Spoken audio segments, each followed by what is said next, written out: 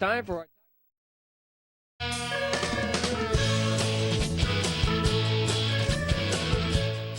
And welcome back here to Cardines Field in Newport, Rhode Island. Nick Lima, joined by Steve Iwanski. This game has been called here in the second inning, as the rain not only has inundated Cardines Field, but a bank of lights has gone out as well due to a lightning strike.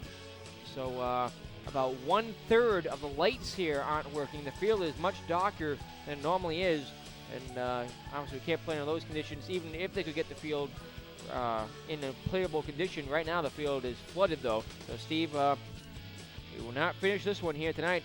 A lot of baseball will be left to play in this game whenever it does resume. Correct. From the way Chuck Pava announced it over the PA, it seemed like they would have been resilient enough to fix the field in time to play, but the real problem is just about 20 minutes ago, the bank of lights just behind home plate, I think, went out, and so obviously with only one umpire, yeah, it seems there as well out in right field, but certainly there's a lot less visibility here by home plate, and with only one umpire, it'd be much harder to call the game anyway. So there are several factors determining the canceling this game. They did everything they could. They waited it out. It didn't seem at the time that it was a very serious shower or a very serious storm. We were watching the radar throughout the first part of the game, and it didn't seem like it would be much cause for distress. But as soon as that storm made landfall, it grew much more intense. And for a good 15 minutes there, Nick, it seemed like monsoon season out here, and it drove most of the fans away as well. So tough loss of a game here for the fans and for everybody who has to pack up and go home. But in the interest of safety and the interest of, I guess, efficiency, they've decided to call it, and hopefully we'll get to resume it at another point. So the Newport Gulls do have 3 off days next week, which could all be possibilities to make this one up if it's necessary. They may not even make it up before the end of the season. We don't know that yet. It all depends on where teams are in the standings. If the Newport Gulls would have to play this game, if they were, for example, within a half a game of the Pittsfield Dukes, when the season ends on July 31st, they may have to play this on the league-wide makeup date of August 1st. Because that could obviously force, they could change the standings, that win or that loss for the Newport Gulls, or for the Lowell Americans too, for that matter. So we don't know when this game will be resumed, but it will not be resumed tonight, that's for sure. As a lot of issues here at Cardines Field tonight. The field inundated. We had our umpire, home plate umpire, leave the game early. He was feeling under the weather and had a serious, actually, physical ailment that he had to have addressed, so he left the game early. And rain came, lightning came. We have about 1/3 of the lights here at Cardines Field are inoperable due to a lightning strike in the area. Probably a power surge of some sort, I imagine. As 2/3 of the lights are working, but beyond that, we will not finish baseball here tonight. Stay tuned, folks. The post-game show continues next. We'll be back in a moment on the NECBL Broadcast Network. Game show continues. Our post-game show continues now here. Nick Lima joined by Steve Iwanski. Wrap up of this ball game and what was played. In the top of the first inning, Chase Reed ran into a little bit of trouble, gave up a leadoff single to Steve Daniels. Pat McKenna struck out swinging, and a 4-6 fielder's choice for Nick Pecora erased Daniels, put Pecora on at first base with 2 out. But Kevin Rivers, a 2-out single, put runners at first and second. It was Tony Plagman's RBI single that scored Pecora for the only run of this ballgame thus far. Michael Balageron then walked. That put runners on every base for Chris Rouches. Rouches would strike out swinging on a 1-2 pitch. 2 strikeouts in the inning for Chase Reed, who did allow 1 run to score on 3 hits.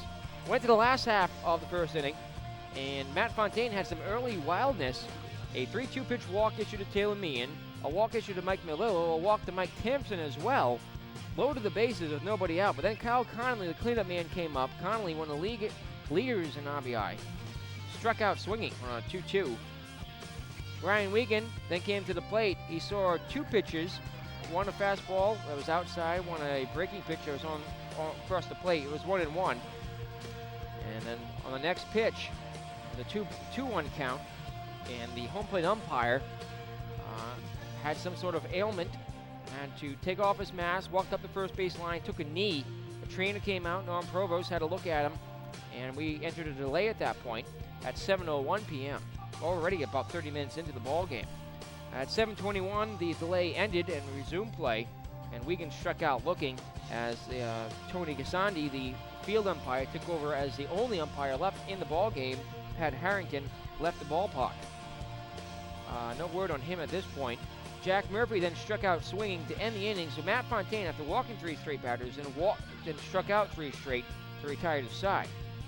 We went to the top of the second inning, and once again Chase Reed ran into a little bit of trouble, allowed a leadoff single to Alex DeVal, a strikeout looking for Chris Jensen, but 1 out and 1 on for Steve Daniels. Daniels lined a hard-hit single up the middle, and Pat McKenna's single into center field looked like it would score a run.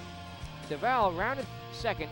He was waved home, and at the plate, a bullet thrown in, not a little laser by Newport Gulls center fielder Joey Manning, did in fact retire DeVal at the plate. He missed the plate initially, slid around it, and then tried to scamper back to touch it, but Newport Gulls catcher Jack Murphy applied the tag. The throw was just a little bit off the line, but in there in time to get the out. That put 2 outs in the inning. Nick Pecora came up for the second time of the night and grounded out 6-3. That ended the threat as the All-Americans did not score in the second that Strand appear on base. We went to the bottom of the second inning, and Fontaine really settled down. He retired a 4th batter in a row. Dick Santamano bounced out 4-3. Joey Manning struck out swinging on a 3-2 pitch, and then Kenny Socorro walked on a 3-1. That put the tying run on for Taylor Meehan. Meehan saw 2 pitches, both of them balls, and then at 7:40, as the rain began to fall, the game was delayed and finally called a few minutes ago. So, as it stands right now, the Lowell All-Americans lead the Newport Gulls 1-0 through an inning and 2/3, a 2-0 count on Taylor Meehan, a runner at first for Newport. That is where this game will resume, if it is resumed this season. Newport does have several off days coming up, as do the Lowell All-Americans. So, we'll be down the field to wrap things up next. A final word for Steve Iwanski and I when we come back in just a few moments on the NECBL Broadcast Network.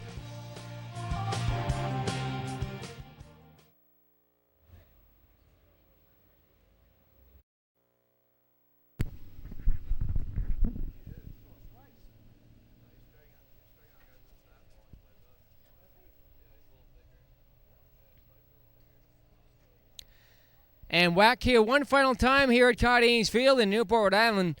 This game rained out here in the city by the sea. We just got through an inning and 2/3 of baseball, and it may be made up next week. It may not be, but either way, the Newport Gulls will not finish this game here tonight. They go back on the road tomorrow for a 3-game road trip, the final road trip of the season. Final score here, 1-0 Lowell through an inning and 2/3. The game to be made up. Steve? Well, Nick, not a lot to say about this game. All we have to say is about the conditions that caused it to stop. First, we had the problem with home plate umpire Pat Harrington, of course, which was quite odd at the time. And, of course, we didn't suspect it would end the game at all. But then that storm cell came in, and though the field is actually the field and the skies are actually pretty clear now, and it does seem to be a very pleasant night. It was the storm that passed for about 30 minutes that really damaged the field beyond repair for the evening. So it looks like the grounds crew is going to leave it for the night. And they're hoping to resume their games starting on Monday. And from what we can tell, it might be made up on Wednesday, if at all. So we're hoping for more baseball here at Cardines, but, of course, not tonight. All right, Steve, welcome back to you here on the NCBL Broadcast Network for your 5th season. It's great to have you back. Well, it's good to be back. I definitely missed this and baseball in general while in Europe, where baseball is nowhere to be found. And, in fact, there's an overwhelming indifference to baseball. I think you kind of have to grow up watching it and playing it in the United States to really enjoy it. But it is good to be back, and this is really one of the best places to watch a game. So I'm very glad to be back, and hopefully next time I come we can play a game.